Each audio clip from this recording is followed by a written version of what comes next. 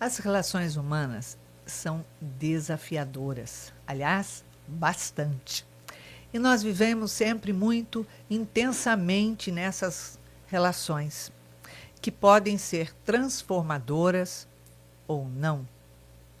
Nós temos relações familiares, relações sociais, com amigos, no trabalho, e há sempre uma dificuldade muito grande devido aos conflitos.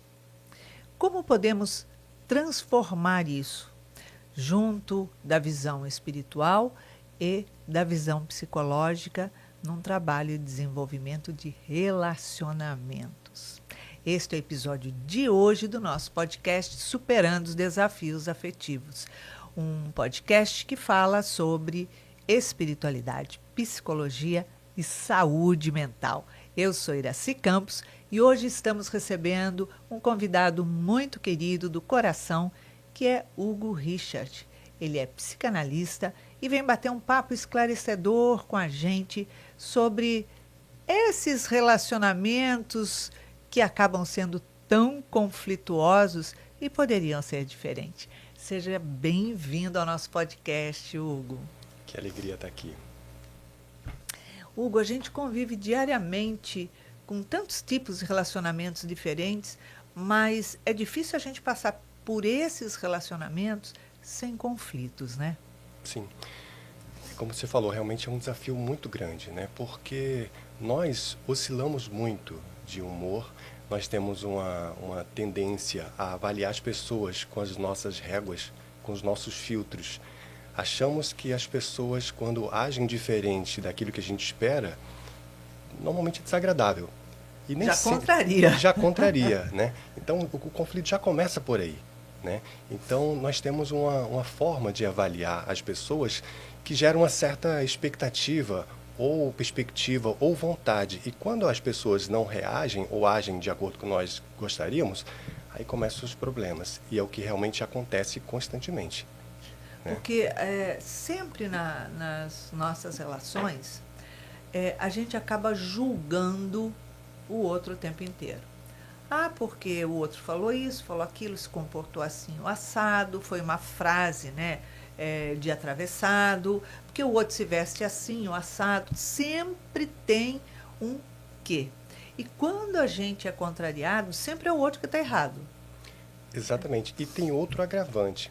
Se você parar para prestar atenção, é interessante porque quando nós ouvimos a versão de um conflito na versão de alguém que nós gostamos, nós temos uma tendência enorme a dar razão àquele que nós ouvimos.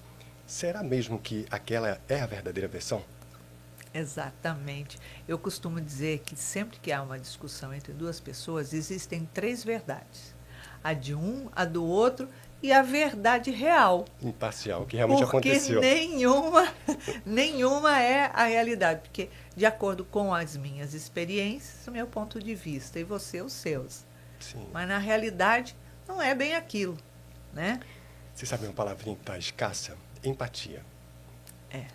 A empatia, porque nós não estávamos preparados para tantas informações. Nós consumimos mais informações em um mês do que muita gente consumia em uma vida há alguns séculos atrás. Com certeza, nossa. Então nós estamos altamente acelerados. O cérebro tem capacidade, mas não tinha um preparo para tanta informação. Então nós estamos a todo instante, né, nos cobrando, como você falou muito bem, né, filtrando, de certa forma julgando e pouco acolhendo. E a empatia é uma palavra que quase não existe mais. Nós sempre, digamos assim, tentamos conduzir um ponto de vista baseado nas nossas vontades e nas nossas expectativas. E o outro? E se colocar no lugar do outro? Isso facilita muito nas relações, sobretudo familiares. É verdade, com Porque certeza. é muito complexo isso. Em tentar entender, tentar se colocar no lugar do outro. E faça um exercício para quem nos ouve agora, né? Tente se colocar no lugar do outro. Isso não quer dizer que você vá, de certa forma, digamos, apoiar ou digamos assim, acolher qualquer tipo de falta que seja. Mas quando nós entendemos uma linha de raciocínio, mesmo que a pessoa não, digamos assim, não concorde, mas ela vai pelo menos entender e tentar ser mais leve, tentar pegar mais leve com aquela pessoa. E tem outro ponto, Iraci, muito interessante. Eu costumo dizer que quando nós não estamos bem, nada presta, nada tá bom. Exatamente isso. Até um oi incomoda. Você já percebeu quando você não está bem? Você vai num shopping fazer uma compra, tudo para você não tá legal. Você entra, Sim. você sai de uma loja, você entra, você sai. Não é que o mundo ficou feio, é que você tá feio por dentro, Sim, não é? sim. E tem outro ponto importante. Você tá feio por dentro naquele momento e também faz parte, também tá tudo bem. Porque tem dias de sol, tem dias de chuva, todos são necessários. Exato. Tem a noite e tem o dia. Nós temos uma indústria que nos prega uma ideia ilusória de que tudo tem que estar bem o tempo todo e todo mundo tem que sorrir. Não, calma aí. Nós precisamos do silêncio para existir o som e vice-versa. Nós precisamos da noite para que tenha o dia e vice-versa. Então, os dias que nós não estamos muito bem também precisam ser respeitados. E claro, né, as relações humanas, que esse é o nosso tema principal, precisam ser reconsideradas, revistas, né, ouvir, tentar entender o lado do outro com mais tranquilidade, com mais leveza, com mais amorosidade e com mais empatia. Porque as pessoas são diferentes, né? Tem muitas diferenças entre as pessoas. E diferenças não são defeitos, né? Porém, o meu olhar perante as coisas, com a bagagem que eu trago, com as minhas experiências, com a minha visão da vida, a minha leitura da vida é uma, a do outro é outra. Mas é aquilo, quando a gente discute, se desentende, se contraria dentro de um contexto, quando a gente se coloca, o outro fala, você quer criticar, você quer falar, mas se você parar, se colocar no lugar do outro, falar, por que é que ele fez isso? Como é que ele pensa? Qual a visão que ele teve para falar isso de mim? Para me criticar, para falar, será que eu sou isso? Espera aí, deixa eu ver onde foi esse gatilho que faz com que ele tenha essa visão. A gente muitas das vezes, a gente compreende e fala, caramba, a pessoa não fez por mal, não quis agredir, mas ela estava tendo aquele sentimento devido à visão dela. Então, quer dizer, merece todo o respeito dentro de uma situação dessa.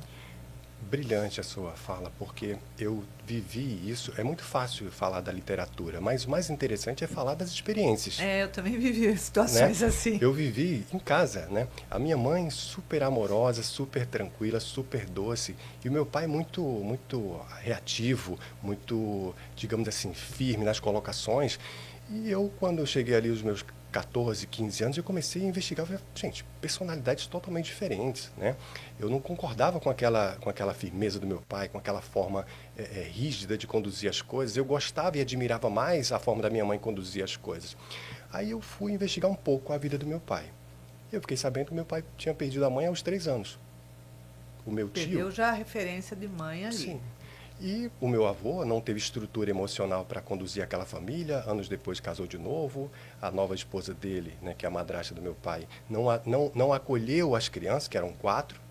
Né? Então, eu fiquei pensando, eu falei, gente... Ela pode ter cuidado, não acolhido do jeito que deveria. Exatamente. E, assim, foi muito difícil para o meu pai. E eu fiquei pensando, falei, peraí, será que se eu tivesse perdido a minha mãe aos 3 anos, será que eu não seria igual? Ou talvez não tivesse nem conseguido performar tanto na vida, porque ele teve uma história bacana. Ele conseguiu construir uma família, teve construir empresas, então ele performou na vida. Mas será que se eu tivesse no lugar dele eu faria a mesma coisa? Talvez não. A partir daquele instante... tivesse até uma dureza de coração como ele. Perfeitamente. Porque era o exemplo que você tinha, né? Perfeitamente. Mas sabe uma coisa super interessante? A partir daquele instante, eu deveria ter não mais que 16 anos, talvez 15, 16 anos. A partir daquele instante, eu passei a não concordar com a firmeza dele. Eu continuei achando que ele era muito exagerado, rígido demais. Mas eu passei a entender.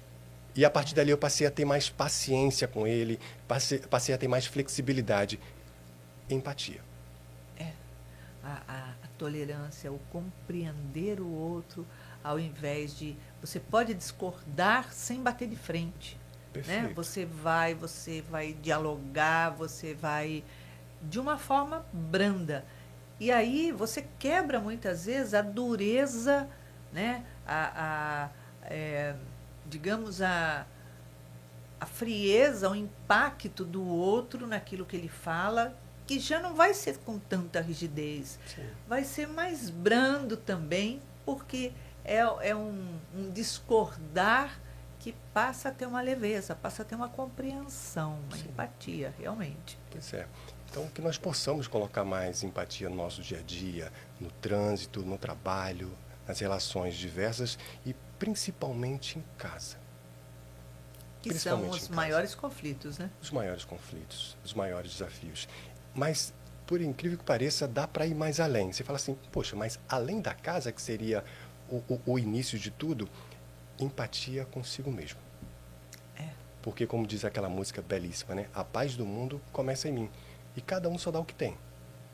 Exatamente. Tem pessoas que se cobra tanto, eu até brinco e falo assim, tem gente que não precisa nem de inimigo. Já faz esse papel. Né? É verdade. Se escoteia tanto, se cobra tanto, mas leveza para a vida. A vida pede leveza. Eu fico olhando, por exemplo, a estrutura do nosso planeta, né? Eu fico encantado. E eu falo assim, gente, se alguém contasse como funciona o planeta, uma bola gigante girando, numa velocidade incrível, 70% do nosso planeta tem água. Se contasse essa história, pareceria uma fantasia, mas é verdade. Então, a vida é feita para nós desfrutarmos dela, não nós criticarmos ou tentarmos controlar a vida com mão de ferro. E a gente faz isso, né? A gente tenta nos isso. Mas não consegue. A vida acaba dobrando a gente de uma forma ou de outra, né? Nos próprios embates, nas próprias relações. Porque quando a gente é muito duro, muito rígido, a vida responde de uma outra forma, né? Sim. Te traz a rigidez.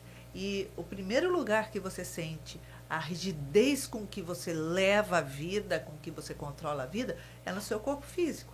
Sim. Porque o corpo físico, ele representa aquilo que você externa, né? Então, se eu levo a rigidez, eu desenvolvo doenças da rigidez. Tem ela, tem... como é que fala? Que dói em todas as articulações. Fibromialgia. Fibromialgia, que são as doenças da rigidez. Sim. A pessoa, não é uma maldade, mas esse ser espírito ainda leva tanta rigidez, a necessidade do controle tão grande, que a pessoa sofre demais com isso. Porque a pessoa rígida, ela sofre com a rigidez dela. Porque ela não consegue controlar. Né? O próprio exemplo do seu pai, ele tinha a rigidez, né? O controle, mas não conseguiu te controlar, porque você enxergou um outro lado dele, né? O que vinha atrás de tudo isso daí, quais eram os gatilhos disso daí, e passou a ser brando com ele. Então, ele não conseguiu te controlar, não conseguiu te dobrar, mas você conseguiu conquistar. Sim. Né? Pois é, e assim... E eu precisei, né, de muita flexibilidade e até para aquela época da minha vida, uma dose de maturidade para poder tentar entender o lado dele. Mas se não tivesse feito isso, se eu tivesse começado a bater de frente, como seria a nossa relação? Isso acontece muito no dia a dia. Estremecida, nossa. Chico Xavier nos diz que nós nascemos na família que merecemos, com estrutura física, para que nós possamos ter as experiências necessárias para aquela encarnação. Então, eu gosto de brincar, lembrando que na engenharia divina, no planejamento divino, não existe erros. Tudo é brilhantemente perfeito, calculado. Então, se você está numa família e você de repente não se entende com algum parente próximo, possivelmente é um reencontro que precisa ser ajustado, precisa ser conduzido com muita leveza. Né? Leveza nas relações e leveza, digamos assim, com os próprios pensamentos, com os sentimentos, porque tem outro ponto importante, Iraci, que até inflama bastante. Nós vivemos numa sociedade que quem dá a última palavra é quase como um sucesso. É verdade. É como... tanto julgamento que quem consegue... então assim, eu não fiquei calado, né? Eu falei tudo o que eu queria, né? Então, será mesmo que o forte é aquele que grita? É aquele que agride, é aquele que se posiciona? Ou será que o forte é aquele que cala diante de uma agressão, podendo revidar? É. Eu acho que a gente precisa rever algumas coisas nas nossas relações. Porque a agressão leva a mais agressão. A violência leva a violência. Violência nunca vai levar a brandura. Sim. Né? Sim. Violência, como você falou, gera sempre violência. E diante de uma briga, de uma agressão, de uma troca de farpas, a verdade é que não existe ganhadores. Não existe. O verdadeiro forte é aquele que cala, aquele que silencia, aquele que tem força e maturidade, inteligência emocional para, diante de uma agressão, esperar o momento certo para acalmar e falar tudo que tiver a ser falado, tudo que tiver promover a reflexão, porque assim há de fato o crescimento. Isso acontece, sobretudo, nas relações familiares. Com certeza, porque o núcleo familiar é uma comunidade de desafios. Porque a gente não foi feito, não ganhamos a vida para viver solitário, para viver sozinho. Nós fomos feitos para viver em comunidades, porque somente os desafios é que levam ao crescimento. E a principal comunidade, onde já começa a comunidade, é na família. Sim.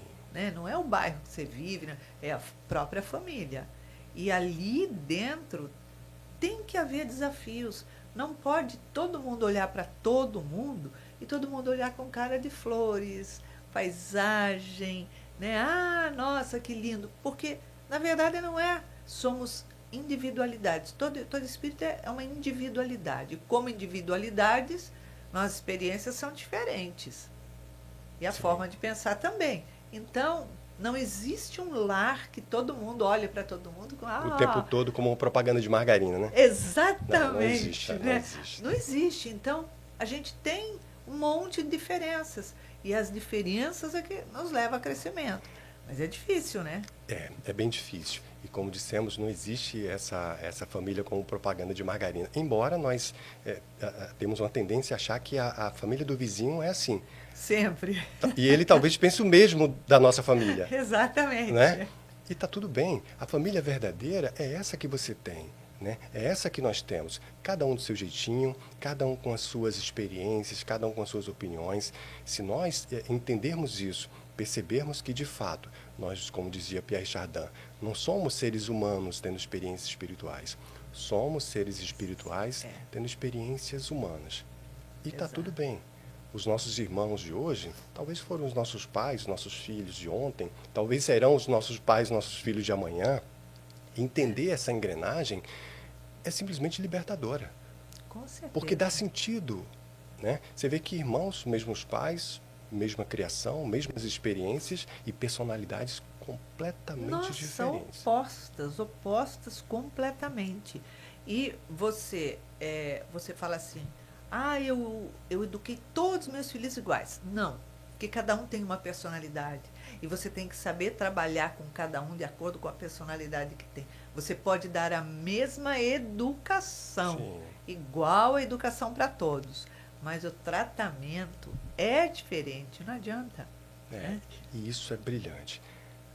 A consciência do espiritismo, né, nos dá essa, digamos assim, essa leveza, porque cada um segue seu caminho. Isso. Você falou maravilhosamente bem, né? Você pode dar a mesma educação para todos, mas cada um vai seguir o seu caminho, cada um tem o seu jeitinho, e está tudo bem. E quando os pais querem controlar a vida dos filhos? Não dá certo. Esse aqui eu quero que seja tal coisa, esse aqui eu quero que seja... Não, imagina. Os filhos crescem, né? E batem asas naturalmente. E é o nosso trabalho de pai justamente fazer isso, fazer com que eles cresçam e batam asas. A gente cria o filho para o mundo, não para ser da gente. Sim. Né? E se não acontece muitos casos que a gente conhece, tipo assim, eu queria que meu filho fosse médico, advogado, engenheiro, seja lá o que for. E numa certa rigidez dentro da família, exigência, ele vai, se forma naquilo, chega lá e fala assim, está aqui o seu diploma, agora eu vou seguir a minha vida, eu vou fazer a minha escolha. Perfeitamente. Isso acontece muito. né? Impressionante. É impressionante. Então, a empatia até na flexibilidade para entender as vontades dos filhos, acolher mais, ouvir mais, não julgar, direcionar. Porque o nosso papel de pai, por exemplo, é sempre direcionar para o bom, para o bem e para o belo. Mas deixar com que eles sigam seus próprios caminhos e apoiar e falar, olha, estou com você. Espero que você faça boas escolhas, que fazendo boas escolhas, teoricamente, você vai colher bons resultados. Exato. Porque geralmente os pais querem mostrar para os filhos, né, que a vida são só flores. Não, é ao contrário. A vida tem flores, mas não é só flores. Perfeitamente. Né? E isso é em todo lugar. É no trabalho, porque é a minha realização aqui, ou ali, ou lá. E o problema da minha realização profissional são aqueles que trabalham comigo, porque eles são os problemas. Será que o problema não sou eu? E assim, veja bem, muito interessante você falou, né? Eu trago assim como uma reflexão engraçada, mas verdadeira, que tem gente que para resolver um problema, cria um problema. É por aí. É impressionante. Tem pessoas que têm leveza na forma de resolver, ver com mais tranquilidade, com mais amorosidade, identificou um problema, foca na solução. Mas tem pessoas que vê um determinado problema e cria outro problema. Vê a vida com muito pesar. E tentar, da mesma forma que nós estamos aqui orientando, para que as pessoas coloquem mais empatia no dia a dia, ver o lado bom das pessoas, tentar enxergar o lado positivo, também na própria vida. Porque nós, por exemplo, quando nós começamos a catalogar todos os pontos positivos que nós temos, não só nas qualidades como pessoa, mas também na nossa própria vida, a vida fica mais leve. Se nós fizermos o contrário também, por exemplo, casal 20 anos juntos e aí acaba acumulando alguns estresses que acontecem naturalmente, né? Porque Mas soma, não resolve. Exatamente, não deixa resolve. Passar, pronto, Coloca embaixo do tapete. Ficamos 2 dias, passou 2 dias, a gente fica de mal e depois finge que nada aconteceu, fica bem, beijinhos, abraços, pronto, acabou. Não, tá tudo lá. Tá tudo embaixo do tapete, sujeira ficou embaixo do tapete. Cada vez que discute, você traz todas elas de volta de anos e anos ali. Sim. E aí o que acontece? Às vezes a pessoa começa a catalogar todos os defeitos um do outro. É verdade que aquela pessoa tem os seus defeitos? Sim, mas nós também temos os nossos. E está tudo bem. Mas aquela pessoa, assim como eu também, tem as minhas qualidades. Sim. Então, por que não, ao invés de catalogar os defeitos e colecionando, selecionando e guardando, por que não as qualidades? A pessoa é a mesma, mas a visão é totalmente diferente. E o resultado, melhor ainda. Isso acontece com as pessoas, isso acontece com a vida, isso acontece com nós mesmos. Sim, porque o negativo, a gente tem a tendência natural ainda de ser, de alimentar tudo aquilo, guardar tudo aquilo que não foi bom para a gente. Aquilo que te machucou, aquilo que te chateou, aquilo que te incomodou, aquilo que não deu certo na tua vida, suas falhas. Então, você guarda aquilo com um capricho de detalhes incrível.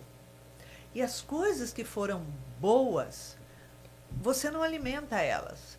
Você lembra de vez em quando se há alguma coisa que faça você lembrar, que alguém conte alguma coisa e fala, eu também tive uma viagem que marcou muito. Então, na verdade, se eu perguntar para você quais são as coisas boas da sua vida, que te fazem muito bem, a pessoa tem dificuldade de trazer e enumerar.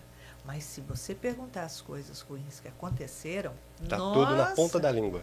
Tá.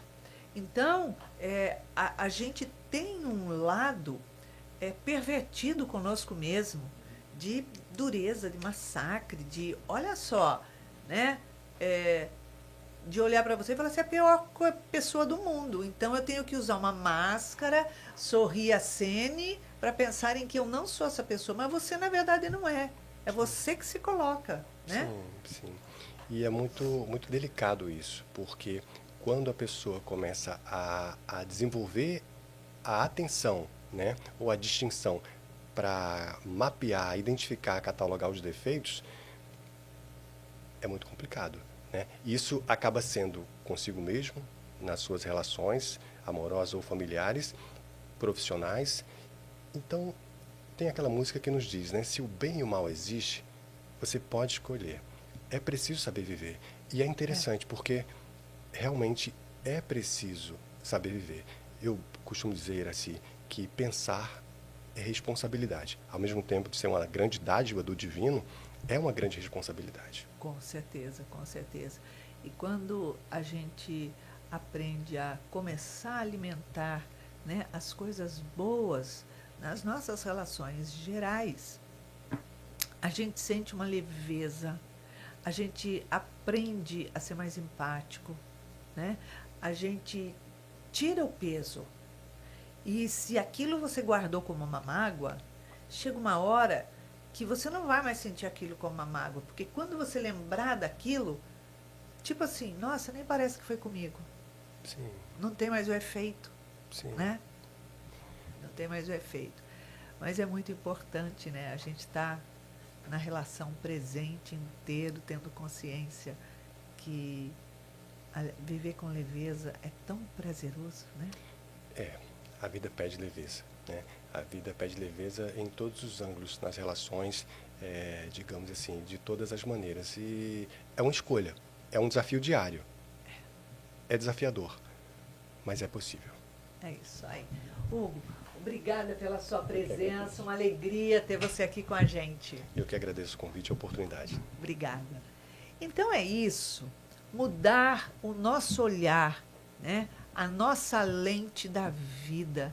Nós olhamos com tanta dureza, com tanta rigidez para a vida, que deixamos de sentir o prazer e a alegria de viver, de estarmos aqui vivenciando inúmeras relações que nos levam a tanto crescimento, né? Nos faz tão bem. E viva a vida. É isso. Então, deixamos aqui um super beijo carinhoso e até a próxima semana.